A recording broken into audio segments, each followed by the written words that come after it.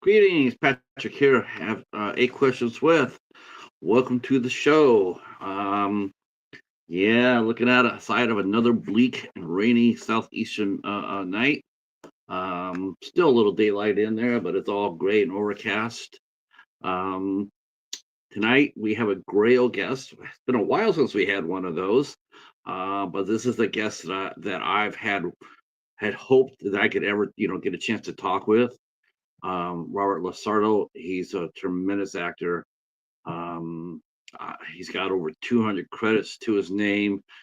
You've seen him in just about everything. He will pop up in anybody's movie and elevate it. You're watching you're watching at least a fun movie when you see Robert walk into the scene.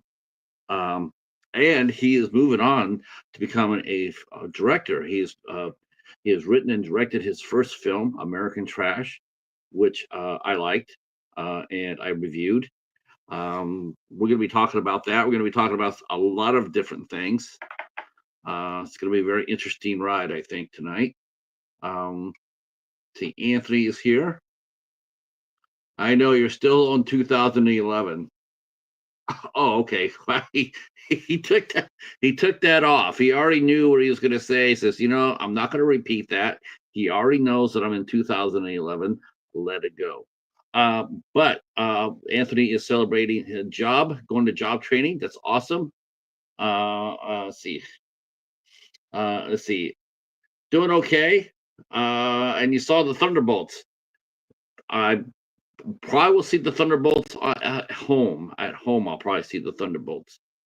Uh, but Robert, the first time I tried to remember the first time I saw Robert LaSardo act, and gosh, honestly, I mean, he's done so many films, but I think the one I could actually pin my thumb to would be Jurassic Park.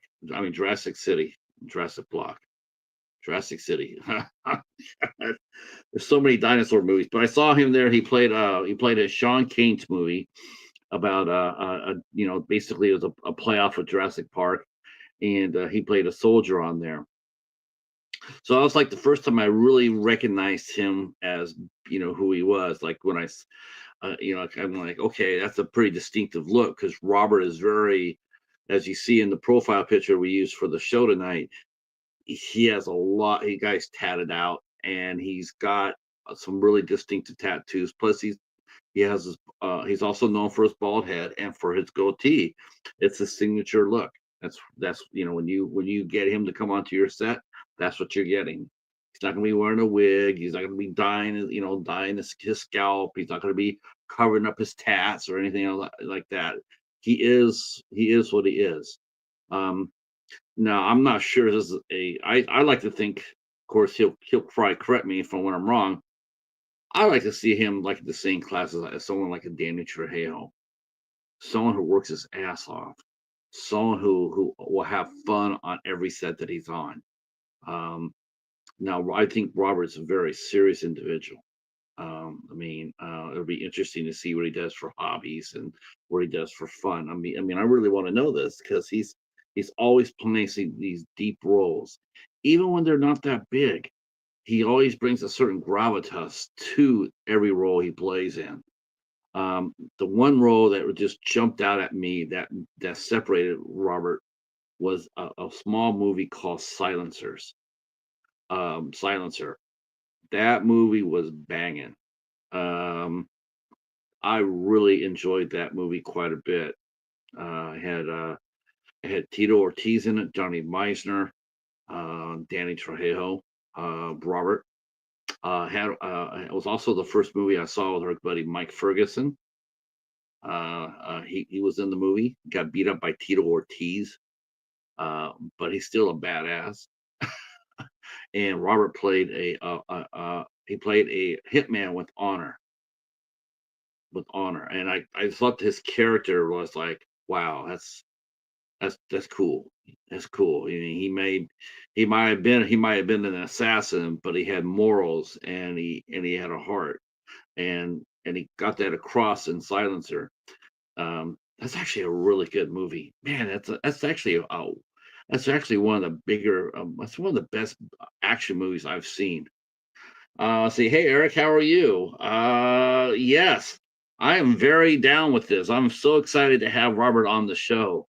It's been a while, like I said, it's been a while since we had a Grail guest on, but we got one tonight, that's for sure. And Like I said, I'm just talking about the different credits that he's been in. He's been on TV shows. I do remember seeing him in CSI Miami. He was in there for a handful of shows. I know a lot of people remember him from Nip Tuck.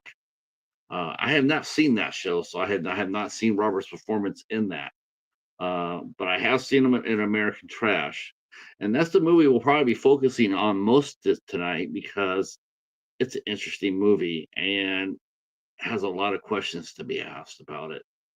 Um, that's right, Robert. Well, yeah, he also worked. Yep, he's like it's funny. He does a lot of movies with Eric Roberts. Him and Eric Roberts have done a lot of movies, and him and Eric both have one thing in common, and that is how they can go. One week they could be on the set of a major studio picture like the Mule, and then the next week he could be on a small set like Desert Fiends and be doing a cameo there, or pop up in a film like Autopsy, and then he'll come back there and he'll do a TV show like CSI Miami. He just goes where he just fits wherever you need him to go. He's like a plug-in. I need someone to help me out here in this scene, or I need someone to help me out in this role. Get LaSardo. I'm sure casting directors are sitting there, I'm sure they hear this a lot. Get me a Robert LaSardo type, you know, imposing, serious, I don't know. And this is one of the questions I'll ask him is I don't know if he's ever done a comedy.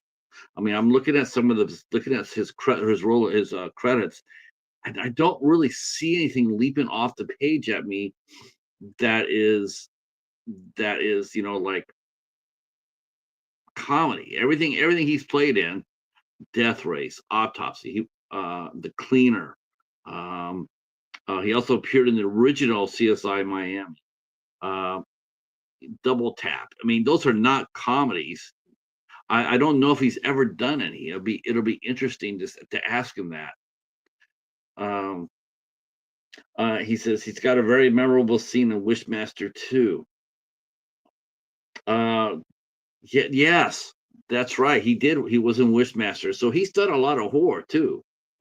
Um, he has done a lot of horror. He does a lot of he's done a lot of gangster type movies. Oh boy, I froze.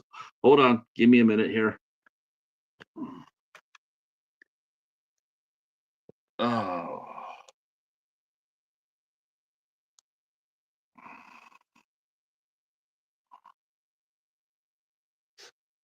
okay. Yeah, I hope it's not going to be one of those days.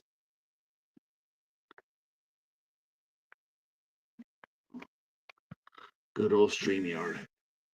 Um, yeah, I froze on my end. It froze over here, so I have to unfreeze it, otherwise I won't know when guests pop up.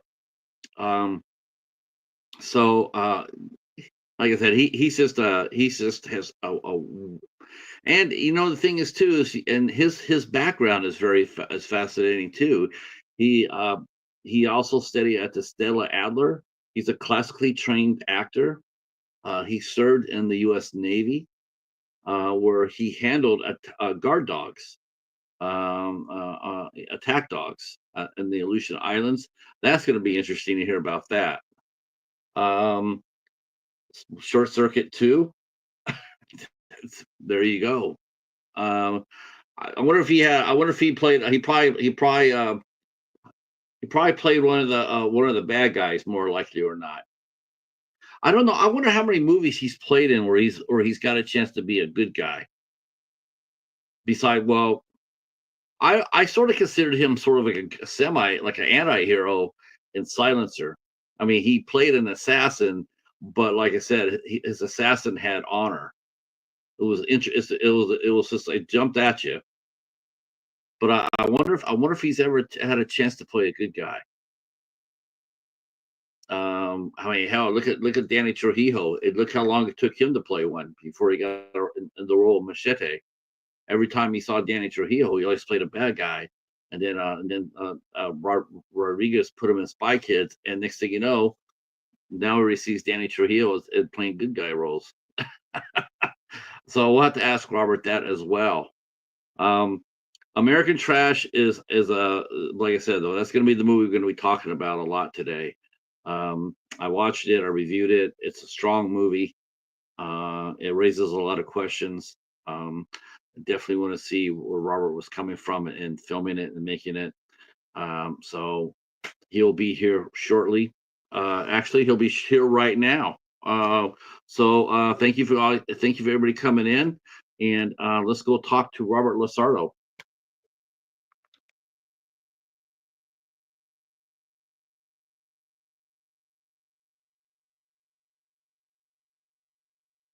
Welcome aboard, sir. Hey, good to see you, my friend. Good to see you, Robert. Wow. Well, first of all, thank you for coming and doing this with us. I'm totally honored to have you here. And let me see if I can make this just a wee bit bigger.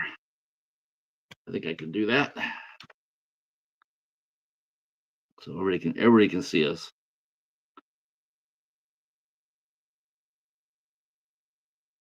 All right, that looks much better. All right. You're based in LA, are you not? Yes. So hopefully you have better weather here than we have right now in Michigan. What are you dealing with? Right now it's well, we're dealing with rain. This is insane. This is insane for us. We haven't had a wet season like this in a few years. Most of the time our summers are really dry, but now it's been raining for the last 4 or 5 days. Um, wow. Let's get into this. Um, so American Trash. Uh, it's an interesting movie. It's your first film. This is your first film that you've written and directed, right? Yes. So I'm really curious about this film, and you play a sort of anti-hero in this movie. I mean, I never really saw you as the villain. I didn't think so anyway. I think your character was damaged, and your character was damaged, but he had a good heart. But it seemed that he gets pushed to the absolute edge, and then he just jumps. Um, where did the genesis for the film come from? I mean, because you've done so many films of other people's. Now you get a chance to do one of your own. Had American Trash been with you? Did you know this was within you? And what was the genesis of the idea?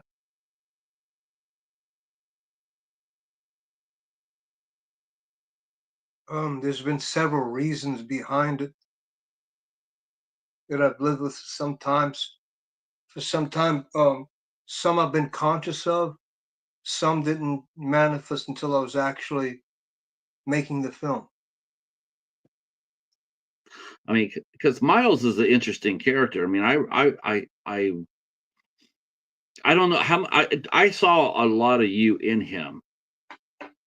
You I don't know saw, me. huh? You don't know me. Well, no, you're right. I don't. But it seemed to me like there was a lot of, well, but your soul was in it.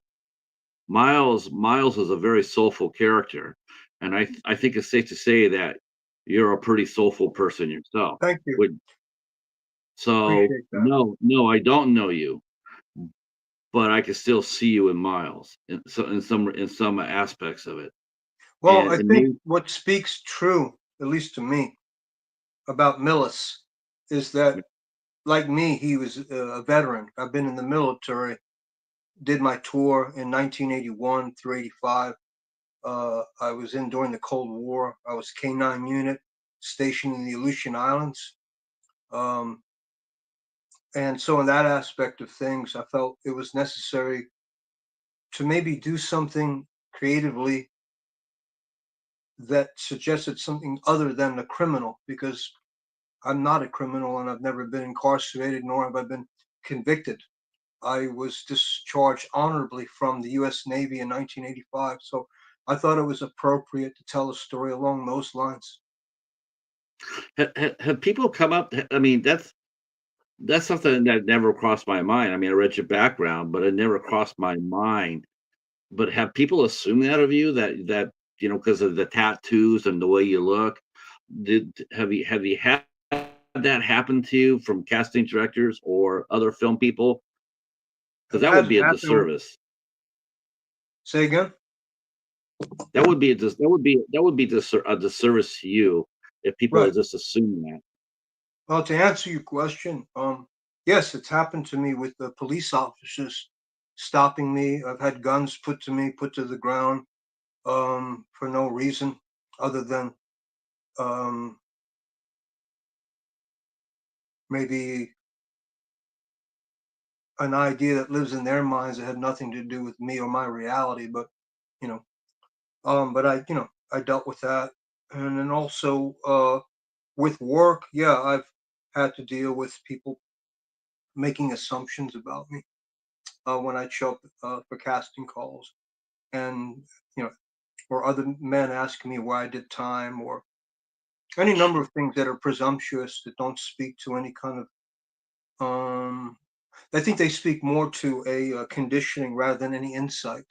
Just like with the police, if they're trained to profile certain people based on appearance and what that appearance suggests, even though nowadays so many people are tattooed, women especially, Mhm. and people from various walks of life. I don't know how they come up with a radar that you know qualifies or disqualifies someone who is suspicious versus someone who isn't. So I don't know. Maybe it's just karma. I, Who knows I why think it's sort of. why I had to go through that, but I survived it.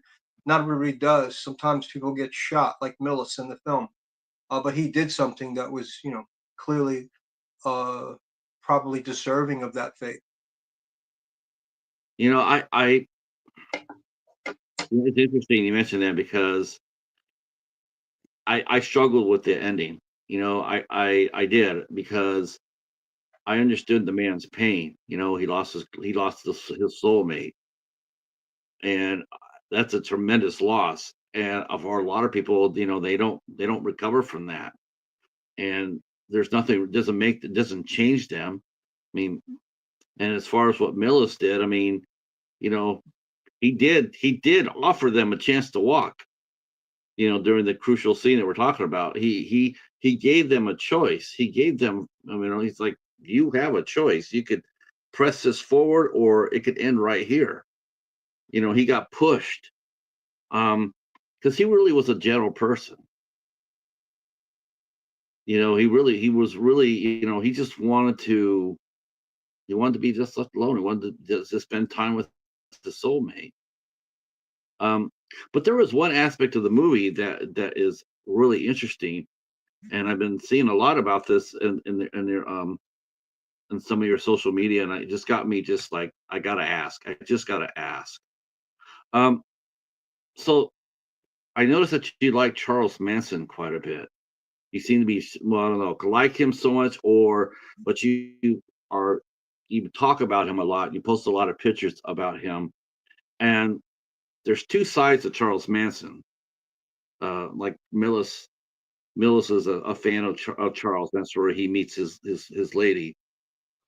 Um, is that part of you there, or is that just Millis, or the fascination with Manson? Is that for the character, or is that you? I don't know if it's me because I don't even know what that means. This idea of me, but I'll say that. I like Charles Manson's music. I Yeah. also appreciate his philosophies. So I feel that based on his background, that he was kind of a throwaway child. His mother abandoned him. He was institutionalized at a very young age. Um, he was ill-treated, which might have set the psychological dynamics for him to move in a trajectory that some seem to evaluate as crazy or maladjusted or whatever you want to label it. But I feel like I didn't choose Charlie Manson necessarily as much as my life and my experiences basically just manifest in the way that they did. And so, in that sense, uh, the material chose me in relationship to life itself. Same way with Manson, identifying with ideologies and music and stuff that I could relate to. Plus, like I said, his very fragmented and torturous upbringing that I can relate to. So, in that sense, there's a parallel. And there's also a parallel, I think, with Miller's the character who has this duality operating where he is very sensitive soul, as you've suggested, and does not go out looking for trouble necessarily, and has Mm. cloistered himself away because of the PTSD and what he saw in Desert Storm War. Um, and I think his trigger, which is the violence that he deals with unexpectedly as a civilian, brings him backwards into what he dealt with in the war, and had to face things that were probably not morally sound, but war is hell. And there is Yeah. no ministry of logic in war. So I think that duality in him, that reactive tendency to kill or to become violent, suggests another part of his mental makeup, like Manson, who is associated with crimes based on Bugliosi's, narrative in Helter Skelter. So I think that I thought it was appropriate to have a narration that communicated environmental awareness that Charles Manson was a proponent of because he cared about the environment, and also to marry the two together, Millis and Manson, because of their extreme nature, one side and the other. Both lived in a duality. That's how I see Charles Manson. I see him as that's why I asked the question because he is a duality. I mean, you got the Charles Manson that was an artist, that was a singer-songwriter, and he played guitar and he sang and he did, he did those things. And then you had Charles Manson, the absolute monster, who ordered the death of 5 people, 6 people. Well, I don't Uh, believe that. I'm not I don't believe that. That's something Vince Bugliosi communicated in Helter Skelter, that he ordered the execution. I don't agree with any of that. I think that's a fairy tale. I don't agree with that narrative at all. And you so don't think you don't no, think he ordered nope. if you don't mind me asking, where did you, what makes you think that he didn't do that? I mean, The you know, information. Char- because there's been more books written about Charles Manson. He's the number one criminal that has been written about in America. I'm just wondering if there was what led you to believe that after so many people say that he did do it. Well, there's also a bunch of information now that's available in books that suggests something otherwise. A book called Goodbye Helter Skelter, The Manson File. There's some material out there, and there's also police records that are available to the public now, confessions that have come out uh, now that it's safer to talk about these things, that indicate a narrative that involved organized crime and a drug burn that involved Tex Watson, Linda Kasabian, Wojtek Bukowski, and Jay Sebring, who was a drug dealer and dealing drugs out of Cielo Drive. And that was probably most likely what prompted the murders, a drug burn. It had nothing to do with Charlie ordering anything. It was a But cover up. And Vincent Bugliosi worked uh, in close uh, in close relationship to organized crime because they had information on him that could expose him. So guys like Gino Massaro, Frank Costello, organized crime figures that Richard Caballero, who was the defense attorney for Susan Atkins, Paul Caruso, they work with organized crime figures, and organized crime was running drugs through Hollywood back in the 60s. So Vincent Bugliosi was akin or played party to a lot of these very powerful criminals that basically had that courtroom in their pocket. So I think the whole trial was just a fabricated circus. And, and Susan Uh, Atkins' testimony against Manson, the confession that which she rescinded, was basically procured by her own defense attorney, Richard Caballero and Paul Caruso and Lawrence Schiller, to sell to the European press for about at least $175,000, which she received remuneration for. And also, she was looking at the gas chamber and death. So she concocted a story of lies based on the push by Bugliosi and the defense attorney to work in collusion together to bring about a conviction, because they had nothing else to really convict Manson with other than the lies or the misinformation of the actual killers who committed those crimes at Cielo Drive. Now, I admit it's been a while since I've read Helter Skelter and some of the other books. It's been a while, but I have up to this day I have never heard anybody not put up a this is the first I've ever heard anybody step up there and say that it was a cover up. I thought the evidence was rather overwhelming from what we've heard and what I've Well, read. let's just, I tell you what, why don't we just agree to disagree, or maybe do some more research? Because it sounds to me like you haven't read a while on the subject, and maybe you need to update yourself in terms of the literature that suggests a whole new narrative now that people have come forward and given information that suggests that Bugliosi's book, Helter Skelter, was just a fabricated lie, and that he got the names and the dates right, but it's incorrect. It's just something to sell the public, and it was used as a way to cover up the Yeah, actual participants who organized the killings. That makes Charlie Manson look like a choir boy, the people that were actually involved in that. I guess it was just probably. I mean, you probably if you really come down to it, it probably got as the notoriety of it because of Sharon Tate. That's what pushed it into the national spotlight.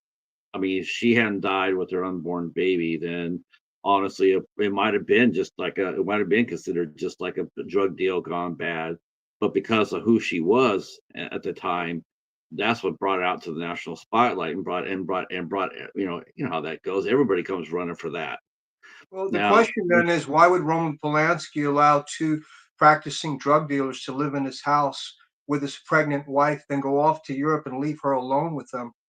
because Roman Polanski is a piece of shit. I think we can both agree upon that. Yes, sir. I agree with you. Yeah, let me go to the chat real quick, Robert, because everybody's saying hi, and I don't want to ignore everybody here. Thank you for coming in. I see Tom's here. Thank you for coming in here. Our good friend Eric's here.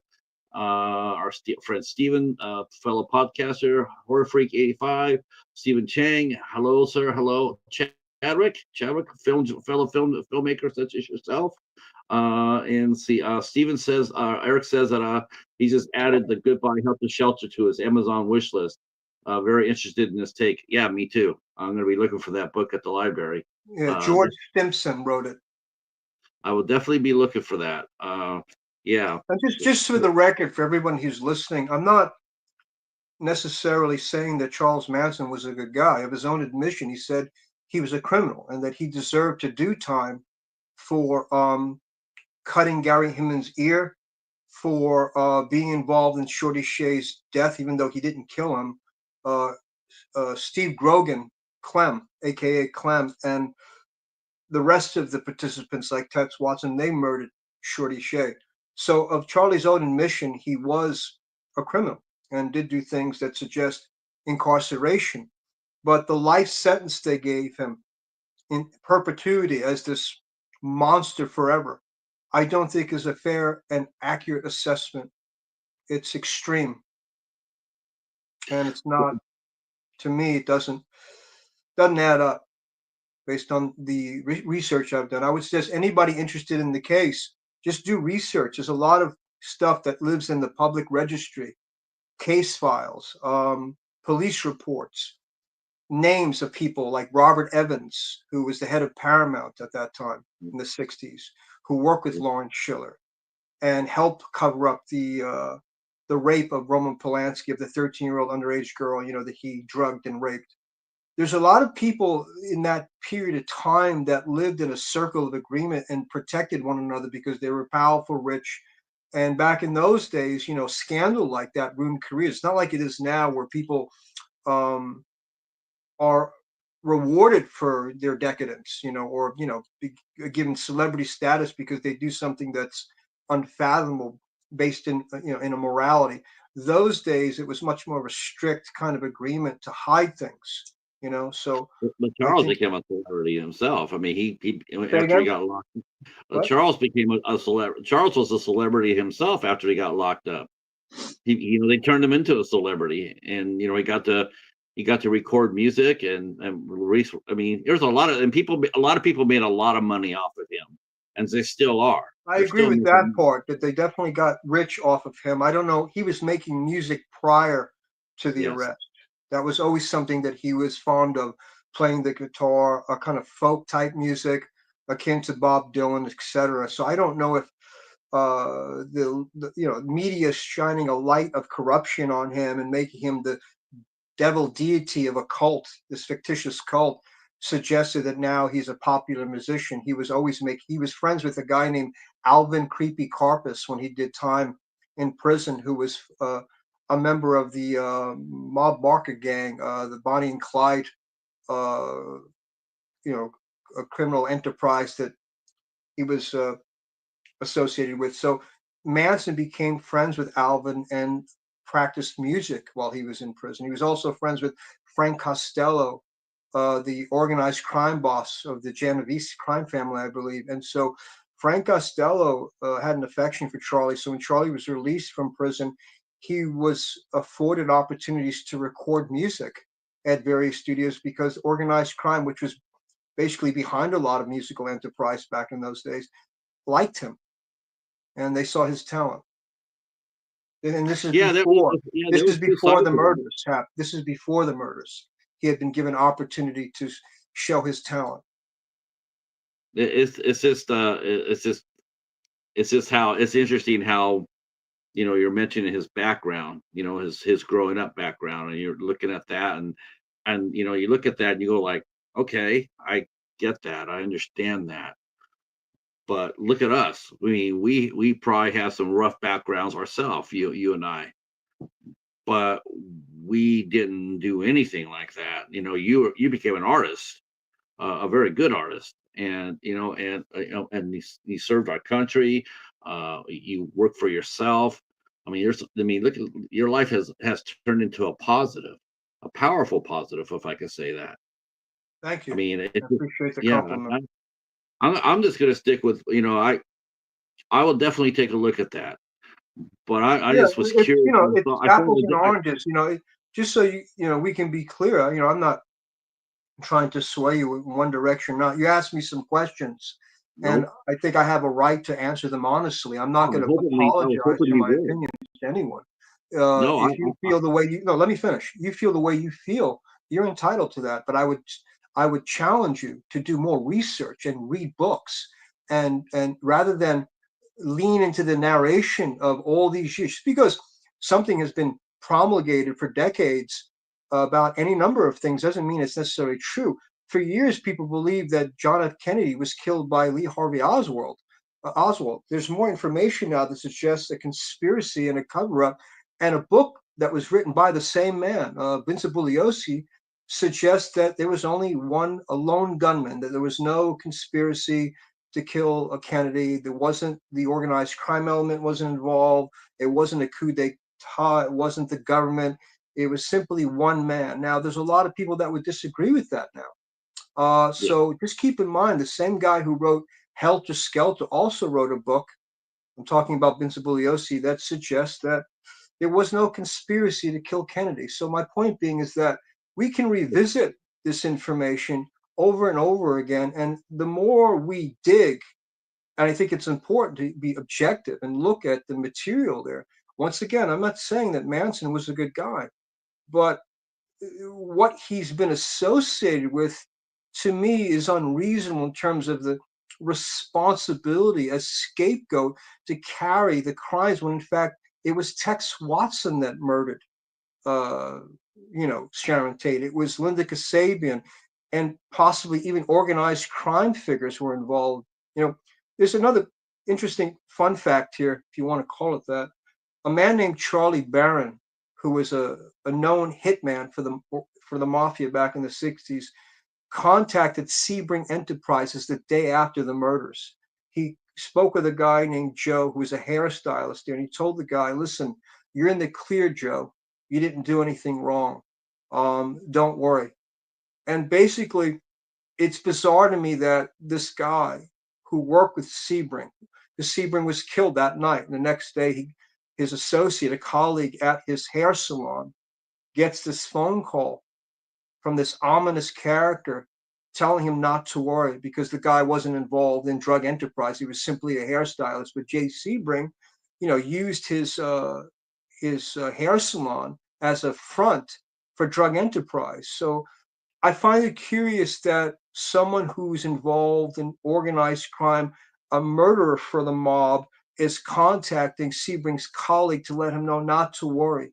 Nothing's going to happen to you, which leads me to believe that if the mob wasn't there at that night involved in the actual killing of Sharon Tate and all the other people that were there, they were aware of it. They knew it was happening. They knew the details. How is that possible?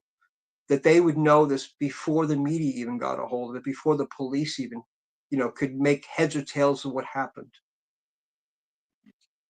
Well, So the more did they? information you find about this, you start to realize the very complex puzzle that may not ever add up to a coherent picture, but it suggests that there may be some things there that are not accurate. And I think that's enough for me to consider a different, perception of it, regardless of what the popular vote is. I don't care what the popular vote is. Look, for years I've had to portray characters that suggest this ominous, soulless, depraved type of archetype that doesn't have anything to do with, I guess what some people would call Robert LaSardo as a person in my everyday doings. But for whatever reason, casting, you would say maybe the tattoos, who knows how I appear, decided that I'd be appropriate placed in that category. And you just do the work. You're grateful to have a job, and that's it. So that's why I'm not so quick to jump to conclusions about how something appears and define it as a reality until I know all the facts. Now, I did read when I was much younger. I mean, it's been I'll give you, it's been like 20, 30 years since I read. But when I did read about it, I did read a lot. I mean, I read a lot of books about it, about the Manson killings. It's just The like I have Tex to go back Watson and killings, the Linda Kasabian killings. There's no forensic evidence or CSI evidence that can prove that he was even there. He was not there that night. So he didn't kill anybody. that's yeah, They did. And he the yeah. confessions that the prosecution accrued were from the killers who were facing the death penalty. Yeah, I guess that's what saved him from the death penalty was the fact that he wasn't there. That's what that's I guess I think if he had been, if they had, because you're right. I mean, if you think about it, I mean, you wonder with all the technology they have today, what would they find if they went inside the house and scanned it? And I wonder if they would find any DNA or any Well, traces they've of been any. able to track down, war criminals from World War II by reconstructing fragments that are microscopic. Yeah, How is it they couldn't find anything on Manson? yeah. Let me go to the chat real quick here, and I'm gonna. I know you don't need this, but I gotta say it anyway. But I take offense to people who do that to you, that take you as like I want to talk about one of the movies you did too. It was Yeah. really the movie that really, like, I'm like, man, if I ever get a chance to talk to this guy, I'm going to. And you did an action film called Silencer. Hmm. And Yeah. man, your character was the assassin with basically a heart of gold. He had morals, he had honor, and I just loved the way you portrayed him. And I said, that is such a cool thing. I mean, Thank you. it was, yes, it just jumped at me. And that movie's, like I said before you got here, I was like, man, that is a one badass movie Yeah. for an Yeah. actor. Yeah, Silencer. Yeah. Was it Timothy Woodward Jr. directed that? Yeah. I just yeah. worked with his wife, Natalie Byrne, on a project called Vanished. So yeah, he's a very talented filmmaker and Emmy Award winning director, and I enjoyed the movie too, actually. And I'm saying because I don't watch a lot of movies I'm in. I'm often afraid to watch them because you don't have no control over the result. You do your best and you pray that the audiences like it and it's something you can look at and enjoy. And Silencer is a movie I looked at and I go, wow, this is a good one. Really, Yeah. everyone. Chuck Liddell, Johnny Messner, Danny Trejo, a Mhm. whole list of people in it that I thought were very, very, very good. They Uh, did a great job. okay, let me bounce to the chat here. Eric Sure. is tearing it up over here. Says, he says he's gonna look at he's gonna look up Goodbye Helter Skelter. Goodbye, I'm Helter not Skelter. taking Yeah. your let's see, I'm not taking your thoughts on Manson that way at all, but I'm very interested in how he may be innocent in the murder case. I'll be looking all over for this. Right on, man. Um, Cool. I've always found his interviews fascinating. Yeah. My Yeah, Yeah. he was a character. Oh, My yeah. dad He was definitely was. definitely was. Yeah. My dad was a Marine and a Vietnam War veteran. So thank you for your service, Robert. Yes. See, a lot of people they don't even think about that. It's like you tell them, like, yeah, you served in the Navy. You trained attack dogs, guard dogs. That's a that. I'm just curious. How many times did you get? How many times did you get bit in doing that?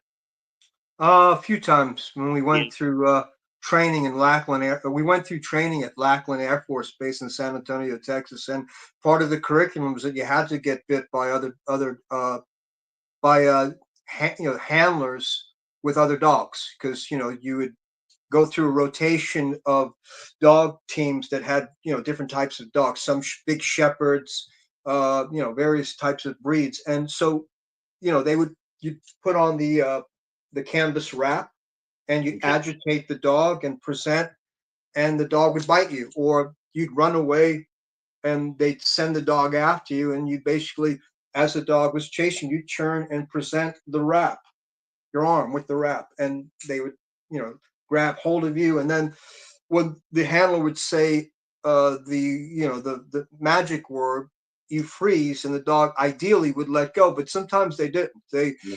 would let go after a moment, and then they would come by you and put their nose against your nose, go to your groin to see if you would react, because the moment you react, you get bit. Oh, So some of these dogs are very clever and a bit ornery and would test to see if, in fact, they could frighten you so they would bite you. But we got bit as part of the curriculum. The good news is that, it didn't break into the flesh. Some of these dogs' jaw strength was so intense, you could feel the teeth pushing through the canvas wrap that was about this thick. So you felt like your bone might break with just from the pressure of the bite. It's yeah. pretty wild. I think they used German shepherds back in your day, right? Yeah, shepherds. Yeah, they used Dobermans for a while, but they had difficulty with them because they go for the neck quite often, so they couldn't control that. So I think from what I remember, they phased them out. I Okay. think. I think they use the Belgian Malinese dogs now. Yeah, I'm not Oh, sure. It's been a while. I know for drug sniffing, the labs were exceptional. They were great at that. Labs. My dog was half Doberman, half German Shepherd. So he was basically an attack dog, but also sniffed out drugs. So, when I wasn't doing perimeter watches on the island where I was stationed during the Cold War, I was, basically searching planes for contraband. Okay, okay. Do you ever find anything? You and your dog. You and your dog. Yeah, we yeah, I arrested some people. Found some Nice. stuff. Yeah. Let's see. And let's see. Eric just added Silencer to his watch list on Tubi, and we'll be watching it very soon. Thank you. Good. That Appreciate means that, man. that means he'll be reviewing it, which I'll be happy to hear what he has to say. Thank you. Um, that's right. Let's put it this way: it'll match up well with Stone Cold, Eric. I mean, that's his favorite action. That's his Oh, right favorite on, action man. film. It'll match up really well. You'll be impressed. Hope you liked So it.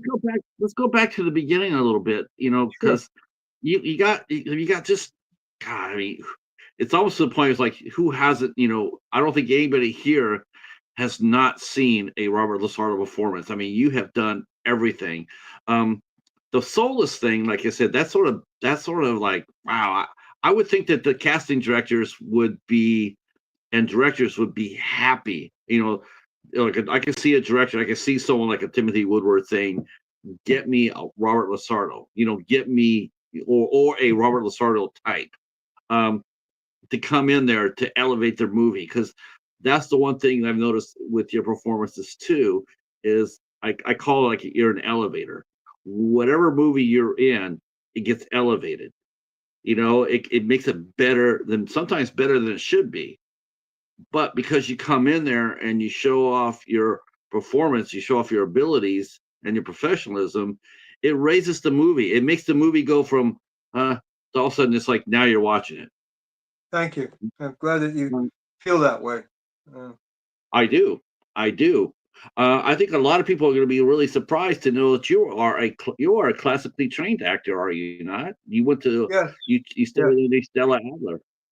Yeah, I studied at Stella Adler's. I was at the actor studio. I went to the high school performing arts. So, yeah, there was quite a few years of theatrical training. See, I think a lot of people were surprised by that. What did you like My about the question, my question to you is this, based on your comments to me just now, why? And this, I'm not being condescending. I just would like to know, because this brings us to the whole casting director phenomenon and why people treat me the way they do. Why do you think people would be surprised to know that about me? because I'm sure when they see you, I'm sure they immediately jump to that, like the cops. The cops see you and immediately start like they're gonna pull you over. Yeah, Like my question to you is because I was looking at the movies that you've been in, and my one question to you was, have you ever done a comedy? yeah, I have. One of the first films I appeared in was with Richard Pryor, Randy Quaid, and Dana Carvey, entitled "Moving." It was put out by Warner Brothers, I think, in 1988. Because I mean, I'm looking at the roles that you play, and that's the one thing you really don't see. You always see they always seem like we got to use him for the action and the anti-hero and the horror movie. I was thinking, where's the comedy? Where's the laughs? Well, check Where's out the "Moving," the film I just yeah, mentioned, and maybe you can answer that question for yourself in terms of the material if you like the movie. I think the trajectory early on shifted because of decisions that were made beyond my understanding, meaning the politic play. For example, while I was filming that studio picture, my first big break, "Moving," Stuart Cornfeld, who since passed away, may he rest in peace, and um, Alan Metter, who directed Back to School with Rodney Dangerfield, he passed away as well. May he rest in peace. Good, two really good men. They're both nice to me. But while we were filming, Stuart Cornfeld came up to me, and he went on to produce movies like Tropic Thunder and a whole host of movies. Had quite a career as a producer, and he asked me if he could talk to me and give me some advice, or didn't understand if the my representative at the time, a man named Robbie Cass, who was the agent at the time, why he turned down a three-picture deal with Warner Brothers, because as I was filming the movie, they noticed that I had an ability, I guess, that suggested something. And I think what they were trying to do is groom me for a couple of other movies that would get me out of the typecasting box. Because even then, I was covered in tattoos. I didn't have them on my neck yet, or I didn't have them on my hands, but I had quite a bit. The point being is that once the agent turned that deal down, even after Stuart Kornfeld twice suggested, I don't know if your agent recognizes or realizes how much talent you truly have, because he was concerned about that decision. I mean, who turns down a 3-picture deal with Warner Brothers when you're at the beginning of your career? It makes no sense in retrospect now. And I think because of that decision, it changed, like I said, the trajectory of my career in terms of that agent sending me on auditions. And I asked him, why did we turn that down, that deal? He said, because I'm concerned that it will limit you, or if you sign a contract with them, you won't be able to compete for other things. And, I want you to be able to compete for a whole host of stuff in New York City. So I went back to New York and I auditioned for roles like Thug Number One, Skinhead, a lot of these stereotypical characters with no real development. And I wondered, if I'd taken ill advice from a not so intelligent agent at the time. And I think how we start this thing in our career, a lot of it's luck. Talent is great, but you really need to have the right representative. If you're handed a Willy Wonka ticket by the power, and then someone who's representing you takes the ticket away and hands it back, then it may take another decade or so for you to get back into a positioning where you win the lottery again. A lot of the industry, I think, leans heavily on uh, a game of chance, like on a monopoly board. It's Vegas odds. Like I said, it doesn't matter how talented you are. There's thousands, hundreds of thousands of people that are talented, but you've got to meet with a circumstance that has all the appropriate variables that line up. The right person who sees you for the right project, and then boom, they anoint you. And that often doesn't happen twice, if at all, Yeah. to most people in industry. Your agent that did that, I mean, did you stay with him after No, that incident? I fired him quite a while ago. I got rid of all of them because I think it's important, anyone listening to this, I'm not saying that all managers and agents are bad. I would just say that due diligence in terms of how they navigate you. Just because they're reading from a rule book that suggests they know something, just like generals in a war, they can miscalculate a strategy in battle and get you killed. So, I would warn um, anyone who's pursuing a career in industry to really look closely at who's representing them, make sure that there's a transparency and open dialogue, and you're the one that has the say, not them, because they can make or break careers. They can, through mistakes in judgment, destroy relationships with producers and people that prevent you from working or being involved in projects that um, do you justice. Now, in today's world, today, I mean, because basically, let's look at it. I mean, you're working your ass off. So the casting directors of today, I mean, do you feel like they still look at you that way, like they did back when you're first starting? Or like I said, I mean, I'm seeing directors, the directors are going like, get me Robert LaSardo. I mean, you are in demand. If you got over 50 movies that are going to be coming out, ready to rock and roll.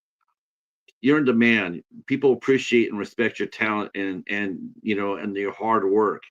Um, I mean, is it better for you today, as far as it goes, versus when you first started out?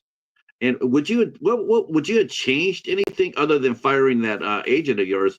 Would you have changed anything from your start of your career, knowing what you know now, other Well, you than firing can't. I the mean, agent? by design, karmically, the path is set forth appropriately based on destiny. I don't think there's any benefit to that kind of thinking. All I can do is live in the present and continue to honor the work itself, the creativity, and that's it. Where it falls or stands or is not my affair. I don't have any control over that. To answer your question about casting directors, yes, they're a lot nicer to me. I Yeah. remember when I first started, I would show up at auditions and they'd look at me kind of funny and say things like the messenger entrance is around back, mistaking me for a messenger. And I thought that was kind of weird and uncomfortable. Now, yeah, casting directors generally are nicer to me. And I think the social agreement suggests that we've come a long way in terms of body modification and people doing things that decades ago were considered absurd and crazy. Now it's become trendy. So in that sense, I get a pass. Though I don't know if, the opportunities that I was offered early on are necessarily rest in the same level of filmmaking. I'm grateful for all the independent cinema that has embraced me and allowed me to do things that the studio or network television would never even conceived of because of a very rigid, regimented approach to things back in those days. But society has changed. Has the perception of Robert LaSardo changed? I don't know. I guess I can't answer that. I guess the audience would have to answer that, and people who view the work can make their decision about that. My only responsibility is to do the work and not to judge it, just to be grateful to have a job.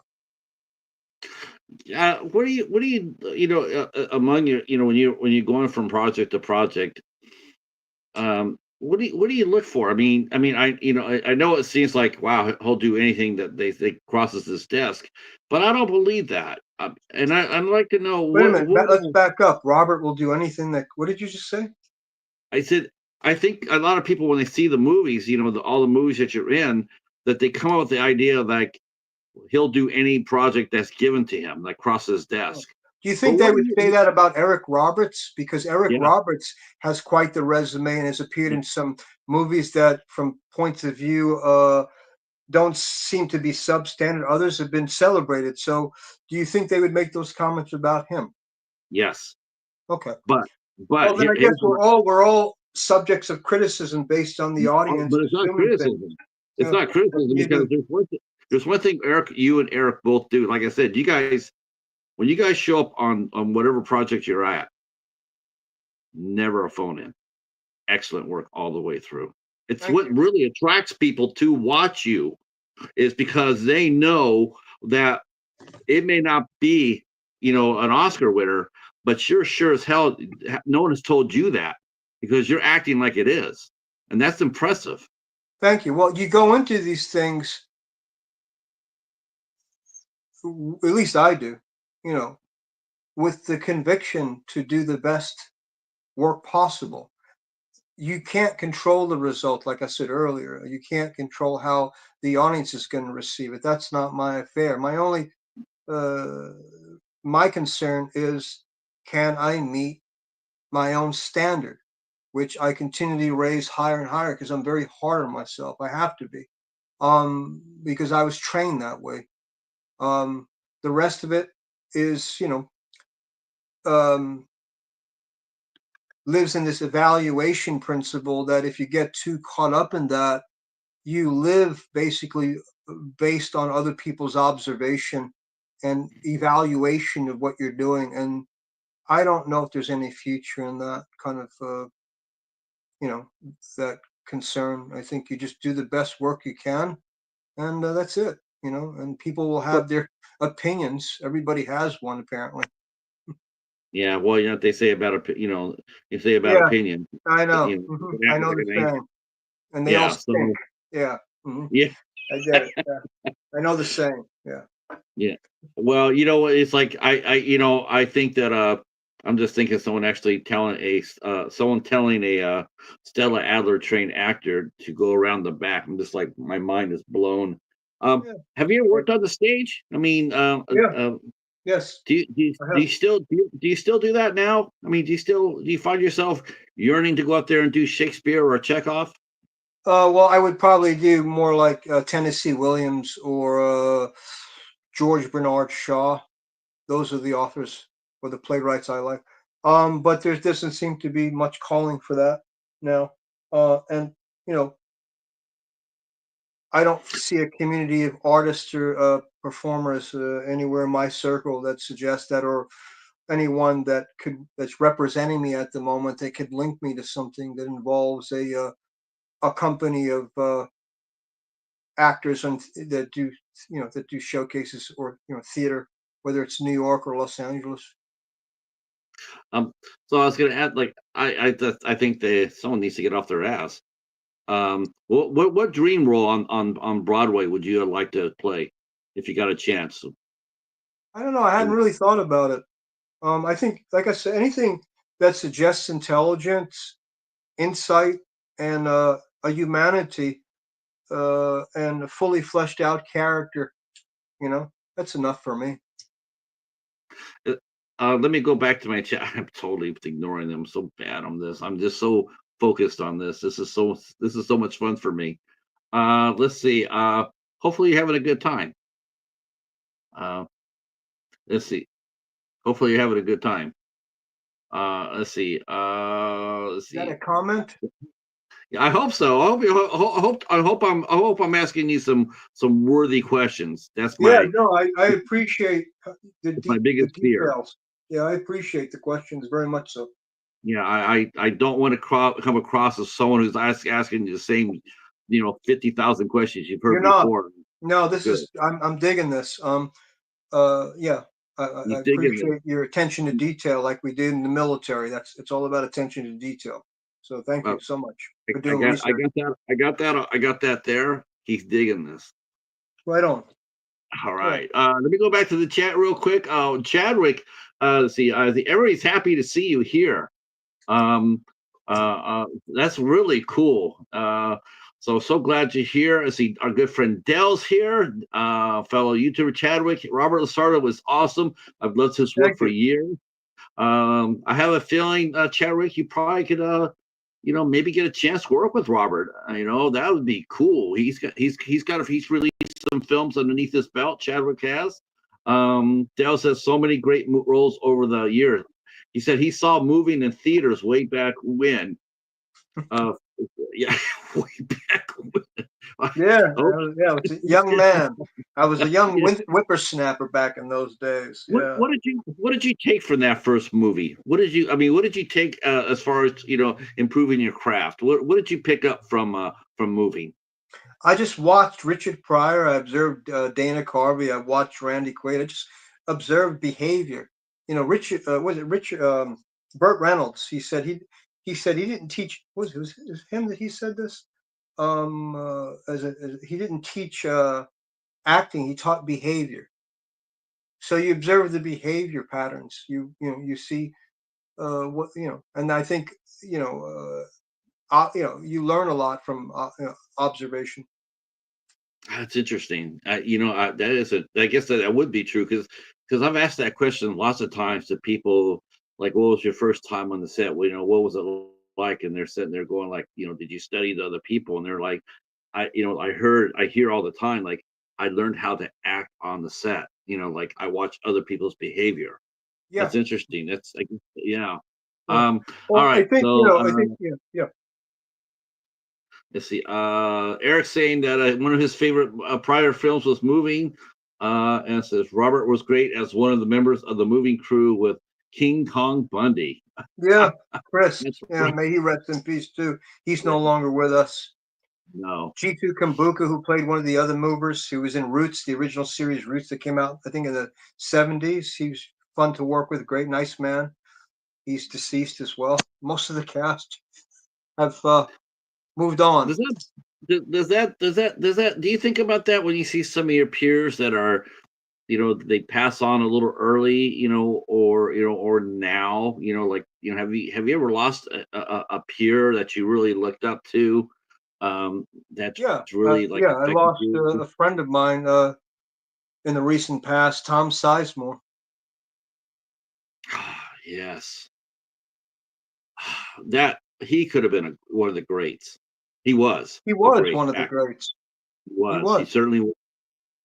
That just I mean, when that happened, when that happened, when you see someone like that who, I mean, his story about his his addictions, his battle with his inner demons, just raging. How does I mean, how does that how do you take that as a peer or someone whose work you really respect, you enjoy working with them, and you see it happening? What's the feeling? Is it a feeling where it's like, man, maybe I can make a difference here? Or do you just like he's got to figure it out his own way? Uh, or I mean, how would you deal with something like that? I think, first of all, I think when you're confronting addiction, there's not much you can do. You just, you can, sit someone down and from your heart, without judgment, express your concerns when you love them, and then hope that they get help. But outside of that, there's really nothing you can do other than, maybe do an intervention and see if it takes root, holds, and that intervention does prove fruitful. Not everyone responds to that approach. Some people just, for whatever reason, can't shake it. And that's where I think mercy comes in, meaning thou shalt not judge, because we all struggle with something. And, sometimes, what is it saying? That's that line in Apocalypse Now. Sometimes good does not always prevail. Sometimes the No, that's the that's greater right. angels of our nature don't prevail. The dark No, side does. So I think it just means that we're human, and the frailty of humanity and the temptations that we are confronted with or face sometimes are a bit overwhelming. And none of us here are perfect. So no. I think we have to, when we observe other people, maybe we should be careful how we evaluate, and not evaluate at all. Just I mean, I'll be pray honest for with you. them. I mourned it. I mourned him when his passing. I mean, Mhm. it was sad for me because he was just, he was a great actor. I mean, I watched him and a lot. I watched the first time I ever saw Tom Sizemore. I saw him in Passenger 57, and I recently watched that, and he looks so young and robust, and it's just like he should still be here making movies, and Philip Seymour Hoffman, the same thing. I just absolutely just like was crushed when that happened. I was, Well, I I, think could- that I, there's a misconception about what Hollywood promises. That there's this special place you go to, and that everybody loves you in the circle of agreement in the work, uh, the workplace. And I don't know if that's necessarily true. It's a very competitive field, and I don't know if it by its very nature that competition brings people together. It breeds envy. It breeds uh, certain qualities that can make maybe that existence very lonely, even for people that are perceived by the audience as being on top. They might live very lonely, cloistered lives because they've seen the truth, and that it's not the Wizard of Oz. Even Dorothy realized that when she got to the end of the yellow brick road, there was no place like home, meaning the heart around people that really loved her, her family. Um, Even the Man of Oz couldn't give her what she already had because she already possessed that, like the Tin Man, the Lion, and the Scarecrow. So, I mean, I think this notion that once you're anointed by a career, or with a career that where there's money, fame, visibility, and your adoring fans love you, is that love, or is that just a fascination with something that the studio has created? It's an illusion. It's not real. It's not reality. You can have an no, affection for a celebrity, I guess, or a particular artist, because there's certain qualities that resonate that you can identify with. But if you don't have any inkling to what that person's daily day-to-day life is, you know, I don't know if movies and fame and money and accolades necessarily save one from their own nature that struggles with its own, with humanity. We all struggle. I I don't think know if movies it can are a remedy to accelerate it. that necessarily, or having a successful career frees you from that. I It's think not in some God. cases, It's just a job. I think in some cases this accelerates it. I It's agree. So you go back real quick here. I'm catching up, folks. Hobbs, welcome in, Exploration Hobbs. part. It says you don't have to hide your tattoos under long sleeves as much anymore to get jobs. Yeah, people, everybody's all tatted up. That's no longer will stop you from getting a good job. Um, Lady Val is here. Lady Valerie. Eric says a job is a job to a working actor. It's all in the performance. My question, hey Joe, how are you? Glad you're here. Glad you're here. My question I wanted to ask before is, so how do you choose which projects that you choose to work on? What do you look for? What do you look for in a movie script that you want to sink your teeth into? Character development. Do we see that? Do we see that today in today's TV or movies? Do we see that very I much? can't Do you see speak to television because I don't watch much television anymore, and I haven't been on television for quite some time. I think independent cinema, especially European cinema like Denmark, uh,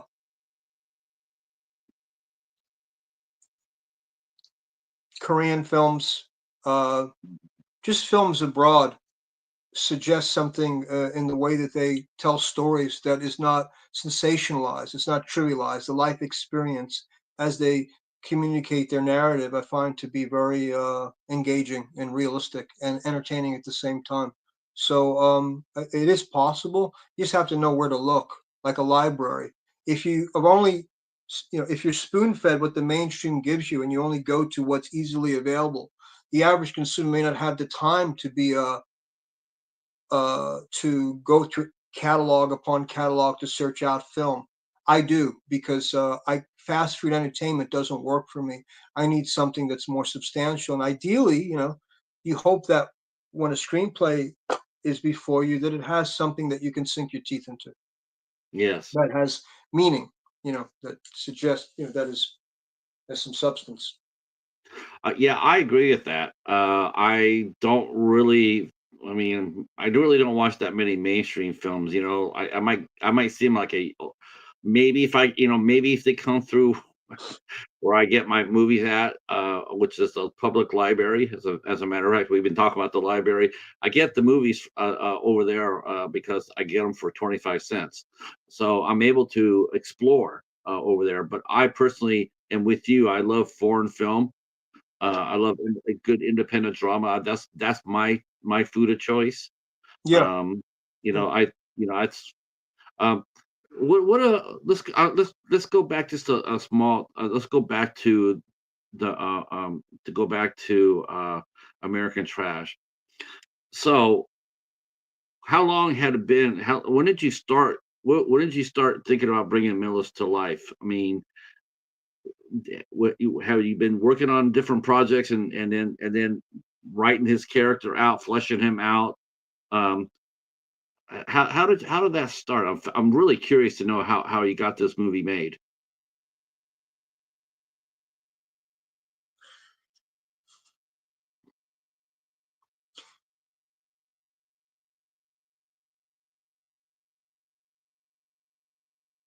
I, it, I don't know. I guess for years I just felt incarcerated in the work. I don't feel like I was able to express feelings or vulnerability in most of the stuff that they were offering me. So I wanted to build a character that suggest, that could be explored, that I could have that catharsis, and the environmental issues because I've been lived in Los Angeles for over 3 decades. I watched the city fall into ruin, and I saw people leaving trash at the beaches. I saw what was happening on the hiking trails I would go. I'd see the graffiti on the wall and the rocks. These are all things I noticed in my day-to-day life that upset me, and so I wanted to write about that, and I wanted to explore the idea of the 60s coming into the 2025. I want, or whatever year I made the film, 20, I can't remember, but I wanted to revisit, that uh, very short period of time in the 60s where it seemed possible that love and friendship and community would prevail over this apathetic kind of world we've made lately. I wanted to, you know, I wanted to explore that and love. Uh, I think he did that. I think he did that with American Trash. I think you definitely got your point across. I mean, of course, that's subjective, but to me, I felt that way. When I watched the film. Well, Um, for years people keep asking me, "Hey, man, when are you gonna do something different?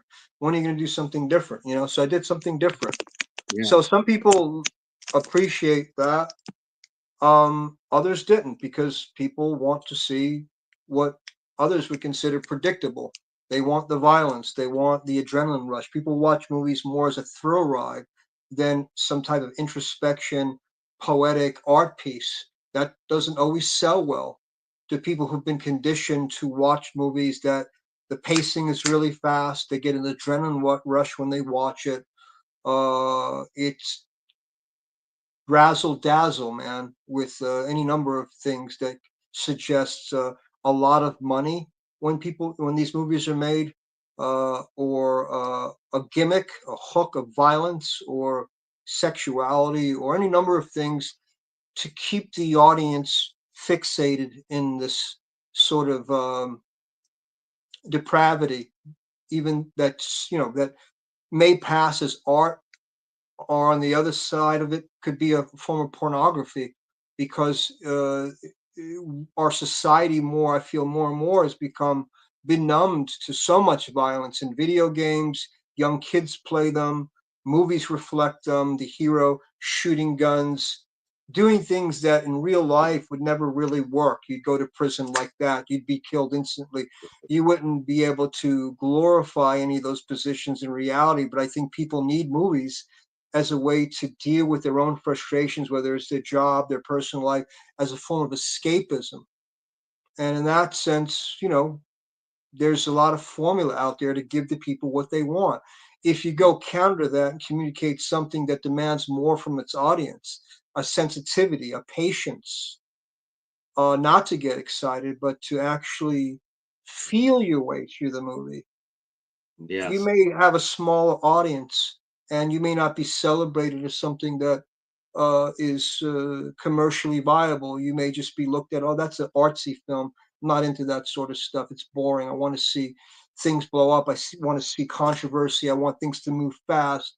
There's all these, elements that people require.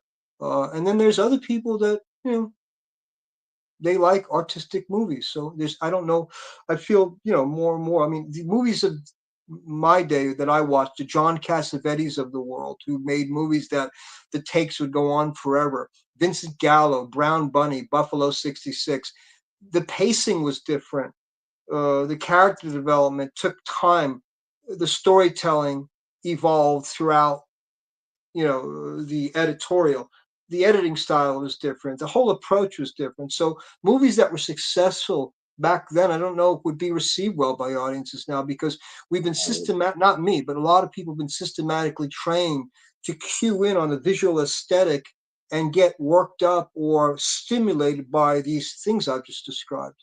So I uh, didn't want to make a movie like that. I wasn't going to replicate a model that I've been trapped in like a jail cell for all these years. I wanted to get The reason I made the movie was to break free. Whether people like it or not, that's their own business. I mean, I hope to communicate something that would especially touch veterans like myself who suffer from PTSD.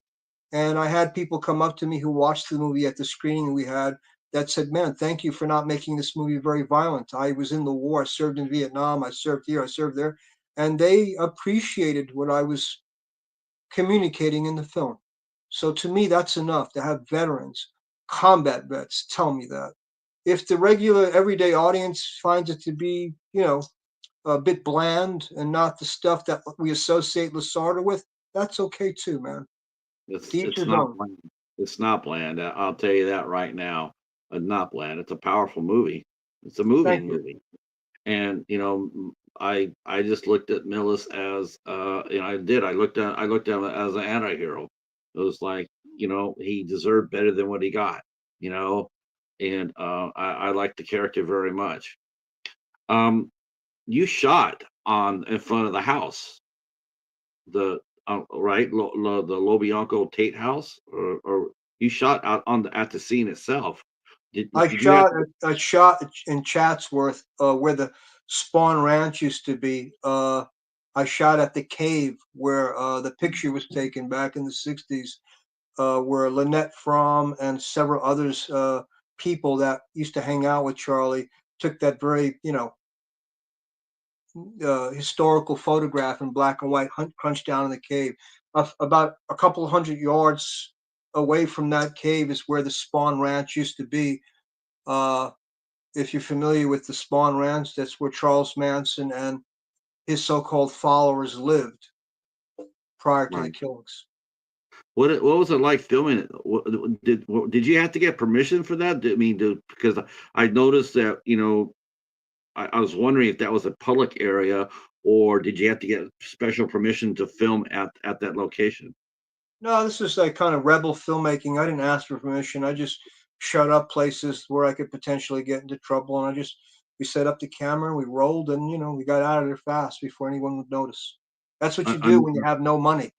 I had hardly any money. I spent my life savings on this movie, and so you don't have the luxury to block off a street or get permission from anybody. You just, as they say, you steal the locations. You get in, get out, and pray that the movie gods shine good grace on you and you don't get caught doing it.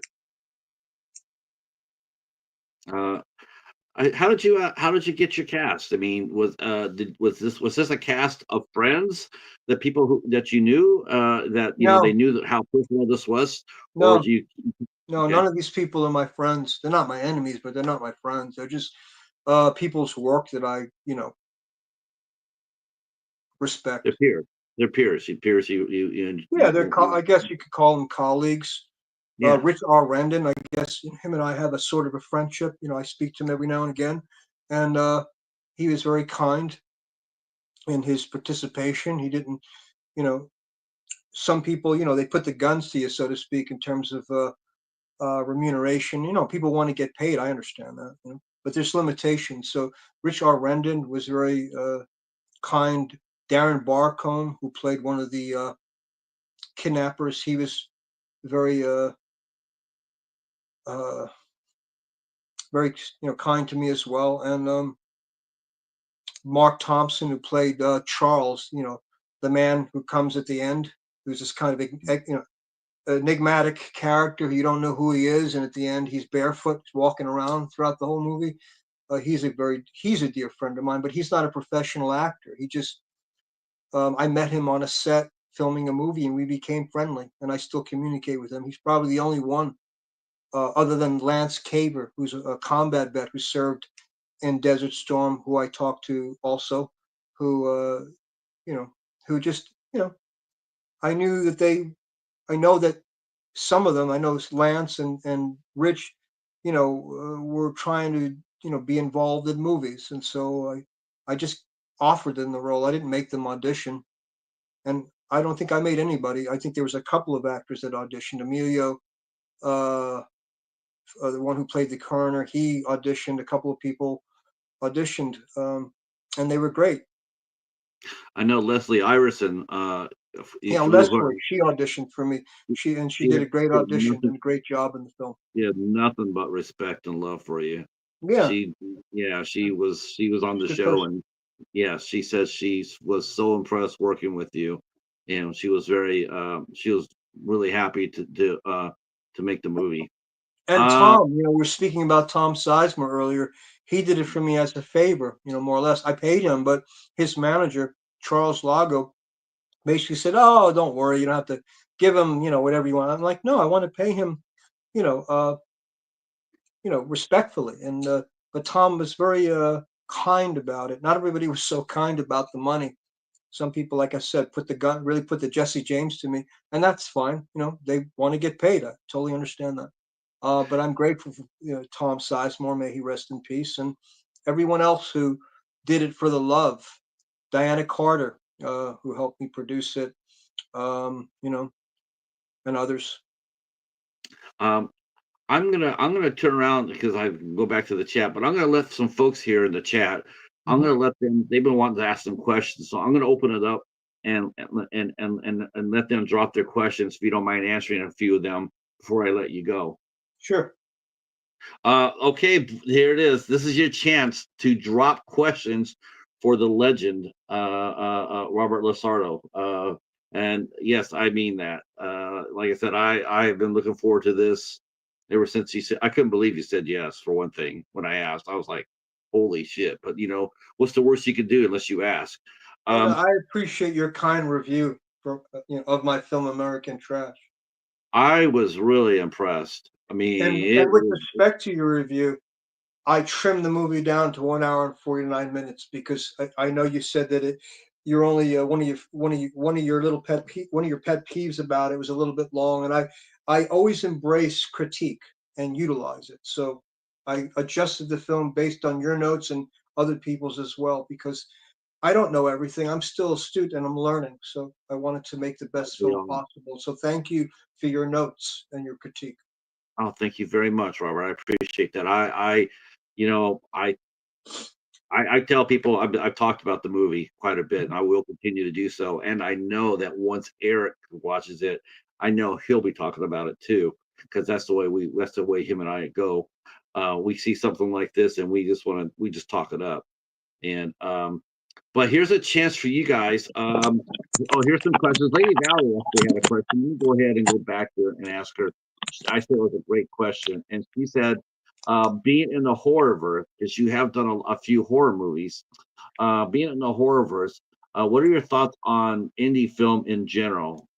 What like this is the second time within 2 weeks after never hearing about this, but within 2 weeks I've heard the term competitive and cutthroat.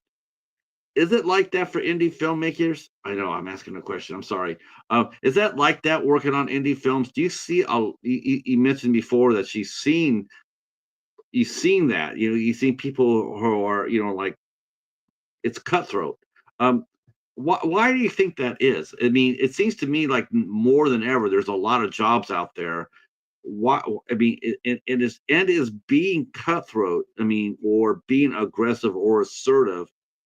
Is that a good play for an actor to do? I mean, because you really want the part, you really want to work hard, especially for lesser known actors. Especially for lesser known actors. Is that the wrong play to come out there, be assertive, be aggressive per se, or because like I've asked the question before, where if you and another actor are up for one part, and the one actor goes to you and says, "Hey, Robert, can you help me find who the character is? I'm reading the script, but I'm not really getting who this guy really is. Can you help me find him? Are you going to Well, help I have him?" helped people on set, and I've gotten into trouble at times because I'm not the director on certain projects. But some people appreciate when you assist them.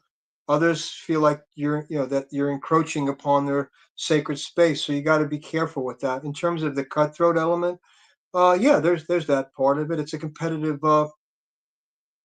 field. So there are going to be people that approach it that way, and there are going to be other people who are live in more of a collaborative kind of mentality. You never really know what you're going to get. I've struggled within myself at times with aggression on set because I get frustrated, and I haven't always necessarily been a choir boy, guilty of my own affliction in relationship to production. And I usually apologize to directors and producers if I misstepped, which I have. Um, but to be self-absorbed, to be so self-possessed and blindsided by your own ambition where you don't consider other people, I'm not a big fan of that quality. And yeah, it does exist. Very much so. Um, and so what are your thoughts on indie films, or indie horror films? What do you? I mean, what's your favorite genre? If I can take Valerie's question and expand it just a little bit. What is your favorite genre to work in? I mean, of all the films out there, top the type of film genres, if you had your choice, would it be drama? Yeah, I like Because slice of life films. I like films that involve regular people who face extraordinary circumstances, and it can be psychological thriller that has maybe even horror elements. But I want there to be a foundation that in the writing communicates an intelligence, not just some formulated fluoride of debauchery of violence and bloodshed. I mean, I participated in movies like that, and there's a place for them. If you ask me if that's something I yearn for, the answer is no. yeah, I think that's what made Silencer so popping for me. I love the end of that movie too. The end of that movie is, I mean, like I said, that's one of my favorite action movies, and your character has a lot of soul in that movie. I mean, he's a man of honor. It's Well, his really name nice. is Lazarus, right? So there it is. It's biblical. Lazarus. Jesus raised Lazarus from the dead. Yes. Unfortunately, not the case in the film with the character I Yeah. played, but you get the gist of it, right? Right. Let's see. Let me see. So let's see. Eric says, is there any type of role you think you would turn down, or what makes you turn down a role if you have? So is there a movie type that you say hell no to? Like, Yeah, I think the things that where you have to, even as the character, shield, so-called potentially protects you. Things that you have to bear an indignity that is not necessary. Mutilation, things like that. I've been asked to be in films where there is mutilation involved, where the character that I'm portraying is tortured in such a way that, for me, would trigger the PTSD that I deal with. So I turn things down uh, based on uh, maintaining good mental health. yeah, Because that's something I didn't even I think get so about. immersed in the work that I have to be careful what I Right. embrace, what I take on. And I also don't want to work with producers and directors that I feel are doing bad business. So there's a couple of things. Roles that you have to bear a ridiculous amount of indignity, or you suffer psychically because the material is so tortured that it can affect your mental health. And also shady producers and directors. I don't want to work for people who are not don't do good business. That don't do good Yeah. business. I have a story about that involving you that I got. And I thought it was fascinating to hear. I'll tell you off camera if you want to hear it or not. But I mean, I agree with you. You don't want to work with shady people at all. Um, is it getting better, Robert, for actors? I mean, are we seeing like a new generation come through where shady producers and producers and directors, are we seeing less of them now in the film industry? It seems like we are, but are we really? Are we getting rid of that riffraff, and are we getting like a fresh generation of talent, or is it the same status quo? Is it has it not changed? I don't know. I can only speak to my own experiences. That I'm very fortunate to have very a couple of very loyal and considered producers I work with. Sonny and Michael Mahal are the two that come to mind. I've been in many of their films, and they've been very um, kind to me. They've allowed me to do things no one else has. So I'm grateful for those two men. So, um, so that's all I can speak to. And then there's been producers and directors that have come about that they provided me with great material that I enjoy. And so that's all I know. Outside of that, I don't really know what's going on. I don't know if I'm the right person to ask about that. I know that Burt Reynolds was interviewed years ago, and they asked him what he thought about where the movie industry was going and how he felt about modern movies. And he said, "What do you think of movies these days, Burt? Being this that you've had this incredible career." He said, "Not much." Yeah, And I'm a big fan of Burt Reynolds. He's one of my heroes. So, and I met him. yeah. So I like maybe I tend to be in line with Bert a little bit.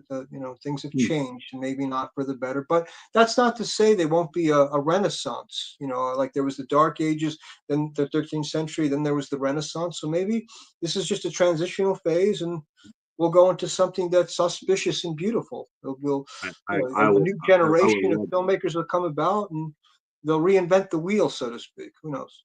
I love that. Possible. Great. It's a great answer. Let's see. See. I step away for a minute and come back to JFK and Manson. Yes. Going to have to watch the replay to figure out how we got here. Do that, Dal, for sure. The Mighty Bat is here. Says you can watch American Trash on Tubi, and he just dropped a link so everybody can go over there and check it out, and Well, also I on the would Roku suggest channel. at the moment not watching it on Tubi because there's been an issue with the upload. It's not the proper version. I would suggest watching it on Apple TV, Roku, and Prime. But please, if you can, not stay clear of Tubi at the moment until we Okay. fix the problem. Okay. It's a technical issue, so yeah, I'd steer We'll clear put of down Tubi at the moment. so Apple TV and Prime And and Roku, yeah, Roku Roku. television. Okay, we'll put all the links there in the description box down below. Do not go Absolutely. to oh, and speaking of those producers and directors, Mr. Austin Gallant has just walked through the door. Oh, You and Austin, he will yeah, be, that's great. yes, you guys will be working together soon. Oh, yeah, Oh, that's yeah. awesome. This is an example of great material Oh, that he's hell provided yeah. for me. Great character, You're gonna have a extremely well steak written. dinner. Mhm. You're gonna have a steak dinner on your plate with him because that boy can write.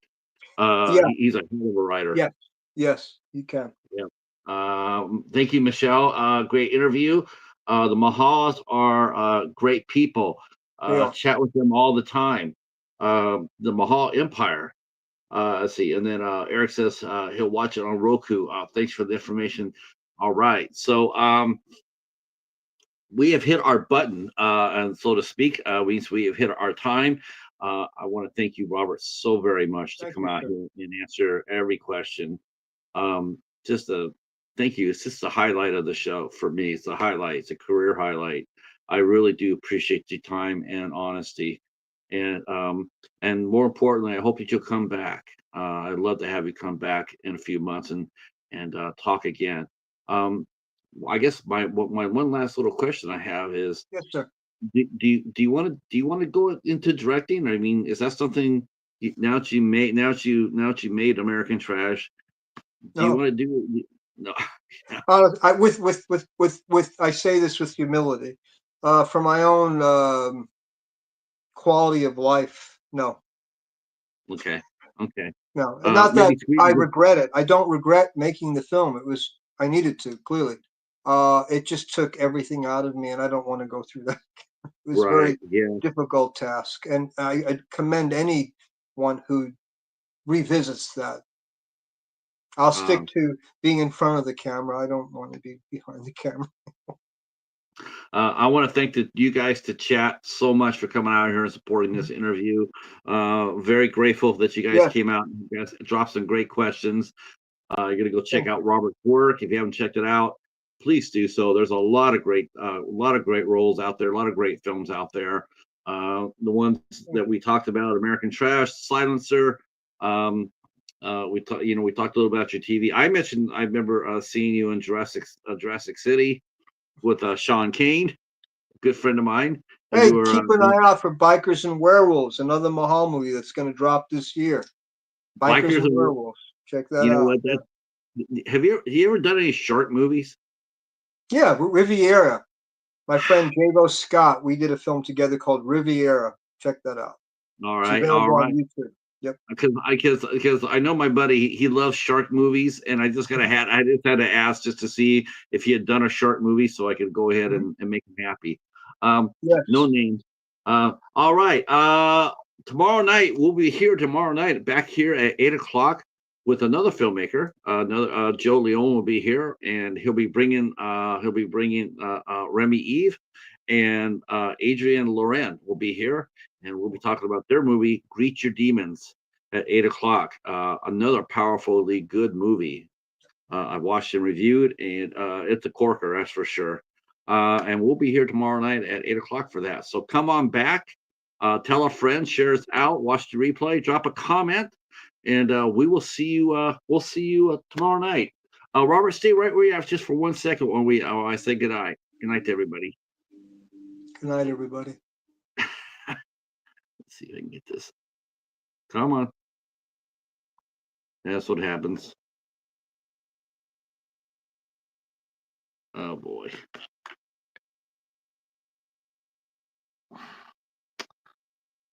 One second. No worries.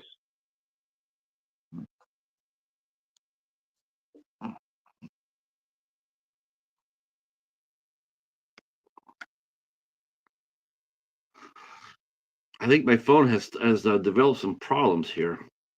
Yeah, mine was falling off the chair. That's why I kept adjusting it, because the tape I used to mount it was coming loose. I didn't want it to fall. Come on. Good old StreamYard. There we go.